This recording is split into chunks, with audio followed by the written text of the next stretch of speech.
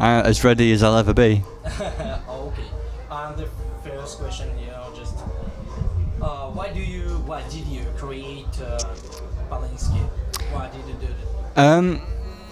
Well, I've been writing music for years now, and 65 Days of Static was recently celebrated its 10-year anniversary. I mean, we've been doing it for a long time, and the great thing about 65 is it's become this. It's like a fifth person. The four of us put everything into it, and it's become this whole other thing.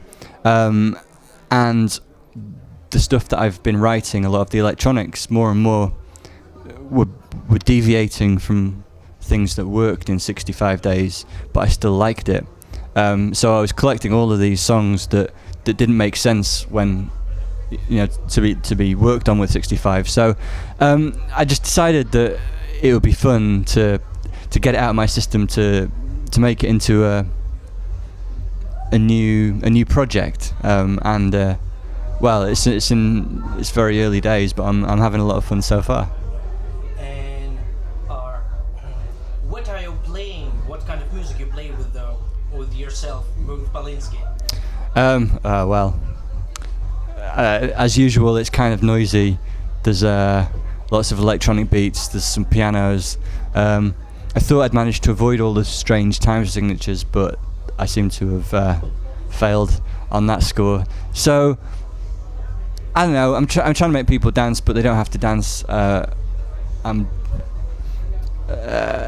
It's sort of like unashamedly having fun with music from like my childhood and computer games, and my kind of obsession with synthesizers and things that haven't seemed to have fit into the 65 template so well.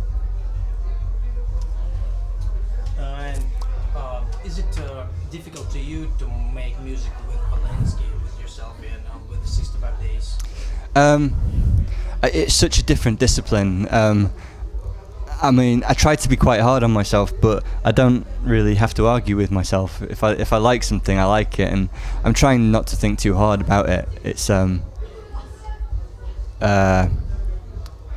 It's almost like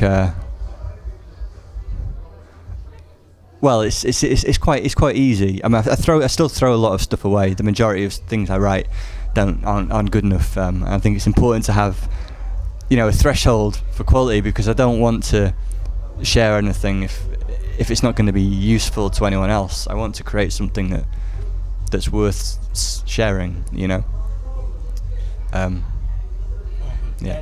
what kind of electronic music do you like? And maybe you have some idols of electronic stage. Oh, of course, yeah. Underworld and Orbital are probably my two big ones, and then people like Prodigy as well, of course, and Daft Punk. But then obviously there's the whole other side of things with Autechre and Aphex Twin and Square Pusher, and the only really disappointing thing is that all of those names that I've just said were probably at their peak of, well, they were at their peak maybe 10 years ago, and a lot of them have maintained it. Prodigy is still doing great stuff, as are Underworld actually, but there's been very few new names that have achieved that level of success, which is a bit of a shame. But yeah, I all kinds of electronic music. I love it. It's what I grew up on. Guitars and rock music came a lot later for me than electronic. And when you were playing with Polinski before this concert in St. Petersburg. Oh, I did 2 shows last week in the UK, in the north, Manchester and Leeds. But it's in its infancy at the moment. I think this was my 6th show, so I've really not done very much at all. I've been mostly writing music. The live aspect of it hadn't really occurred to me until a few months, until late last year really, and I suddenly realised that I probably needed to turn it into a live act as well as just. What do you think about the Russian public and difference between Russian public and public in UK, for example, or somewhere in Europe? Well, I mean, from my experience of shows, the 65 Days of Static shows have always been crazy. I mean, the crowds have been so enthusiastic, so wild, so full of energy and screaming. It's been a joy to come here. You know, the logistics of coming to Russia in 65 is quite a complicated thing, and it's a lot of hard work. So it's so great to have had those crowds. For me, I mean, the fact that anybody was here at all today is wonderful, because I don't have any records out. I haven't released a single thing. I essentially don't exist in the world of music yet, but people nevertheless have come to check out some obscure experimental electronic music without having ever heard of it, and that's really encouraging. England's a lot more. There's some great people in England and great supporters of music, but there's a music scene and press that, in a lot of ways, is quite cynical and cool, and it's hard. It's very hard. You talk about Prodigy, about Lamb Hobbit, and sometimes ago here, you know, he had a suggestion from Madonna to play with her. If you will be suggested to play with some pop stars, yeah, you will play or not? I think it would depend on the pop star. Maybe not Madonna. Maybe if Rihanna asked me, that would be okay. I could cope with that.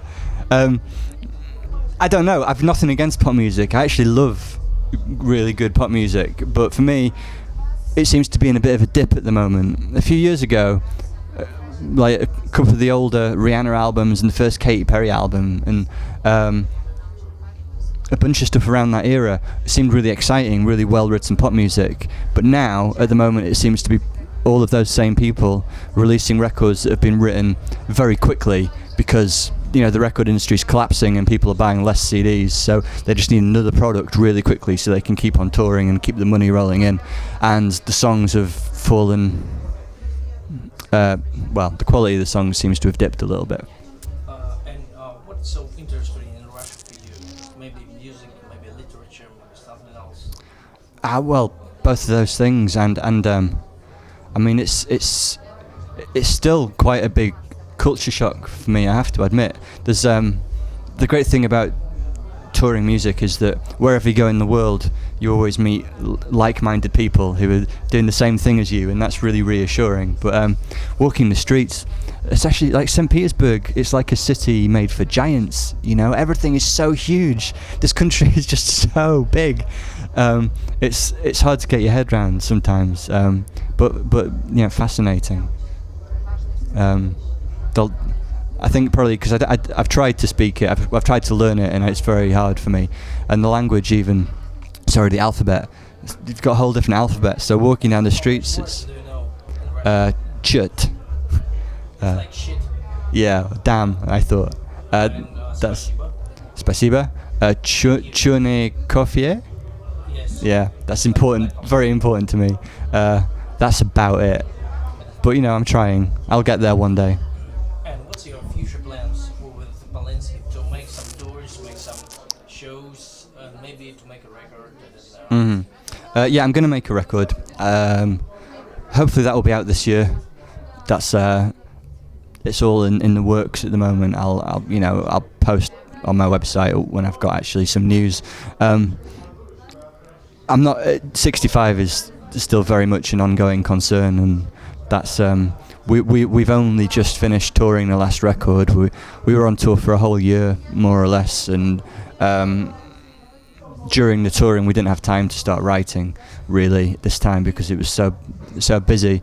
So 65 is still carrying on as usual, really, but it's going to be a little while before we have a new record because that's the way it goes these days. It's that's our cycle.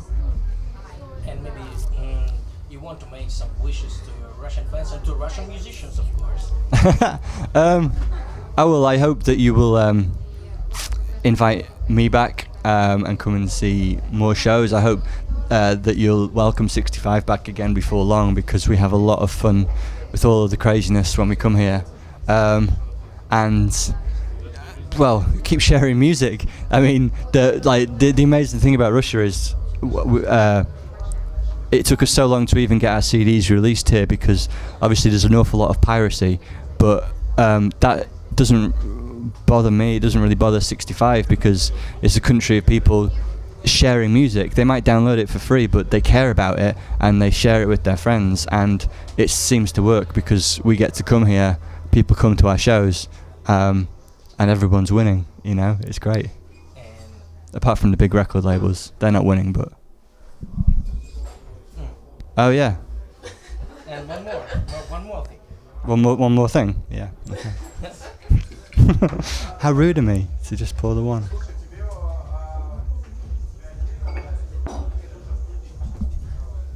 Nastrovia.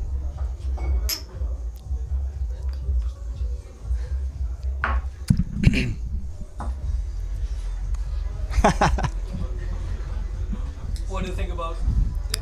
Vodka, it's as important as coffee to me. Those are the two things that I essentially live on.